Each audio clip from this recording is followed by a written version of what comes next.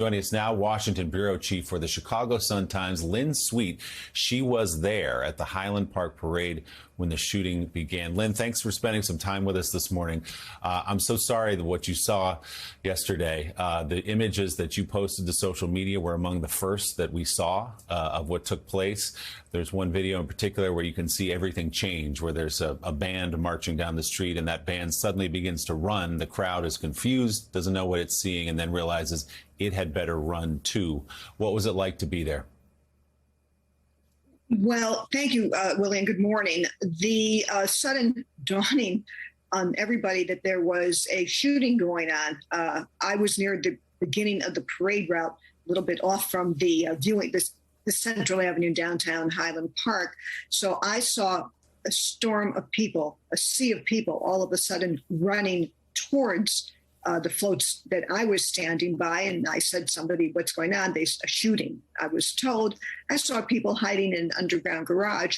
So the enormity of what happened certainly wasn't obvious at that moment. But as I made my way towards the main viewing area, Willie, it was a sombering, horrible sight. I saw bloody bodies, wounded people, being lifted onto gurneys. It was clear that something at a very large scale had happened just by seeing the number of people who were wounded there. Lynn, the shooter has been described as shooting from a roof. Did you have any sense in real time of what was happening? As we've been saying all morning, you're at a 4th of July parade in Highland Park, Illinois. Your first instinct is not, oh, there's a shooter here. These are fireworks or whatever else comes with the 4th of July. What was going through your mind personally? Well, I was actually just trying to be methodical, take pictures, and I was aware that it was an active shooting incident.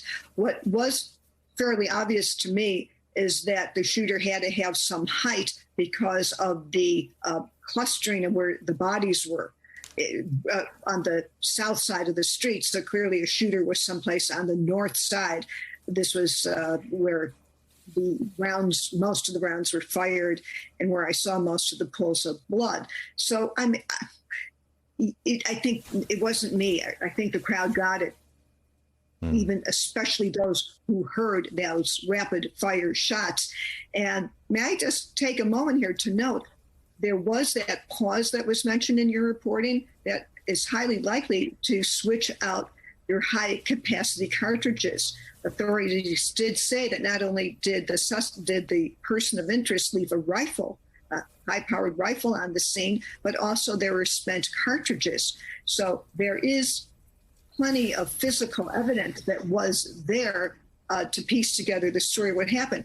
And I mention high capacity cartridges because one of the issues that Congress has just balked at dealing with was the accessibility of high capacity cartridges that let the horror in Highland Park unfold as it did yesterday, because within less than a minute, you saw the destruction that one shooter was able to create.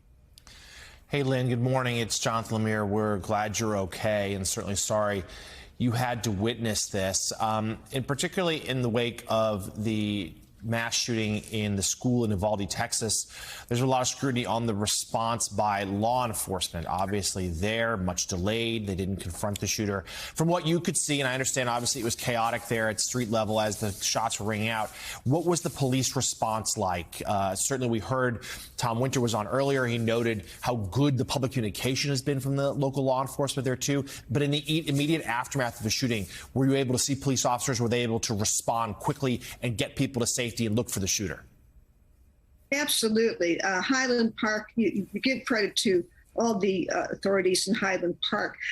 Just by fate would have it, the beginning of the parade kicked off with fire engines with their sirens on in a celebratory way, in a 4th of July way. So you had a lot of first responders here who were nearby on the scene anyway. Law enforcement officials who were there to just help manage a very friendly parade in downtown Highland Park. There is total communication from the beginning. The Emergency Operations Center was created at a firehouse down the street from downtown Highland Park. There were briefings. There is a massive law enforcement presence that I saw within minutes because, as you showed in your video, the active shooter was still someplace to be found. As I made my way through downtown Highland Park, checking out the scene, there were police everywhere, especially from adjoining suburban communities. The streets were barricaded.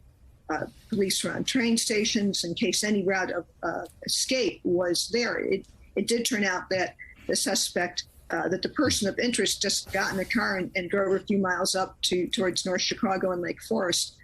The law enforcement response here was so opposite of what was going on in Texas. The situation was different, of course, but this is Highland Park, Illinois, and I think people who run this city, we talked about Mayor Nancy Rotering, I think they put a very high value on communication and letting people know what's going on.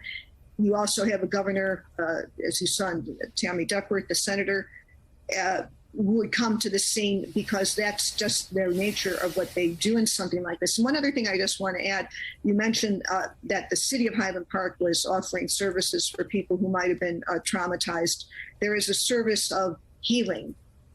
I don't know you could heal this quickly from something like this at one of the local synagogues here, North Shore Congregation Israel, who lost one of their staff members in the slaughter on July 4th. Yeah, and she taught preschool there and was killed watching a 4th of July parade in this terrible new chapter in the story of mass shootings in America. Washington bureau chief for the Chicago Sun-Times, who was there, who witnessed the terrible tragedy in Highland Park. Lynn Sweet, thanks so much for being with us. We appreciate you sharing what you saw yesterday.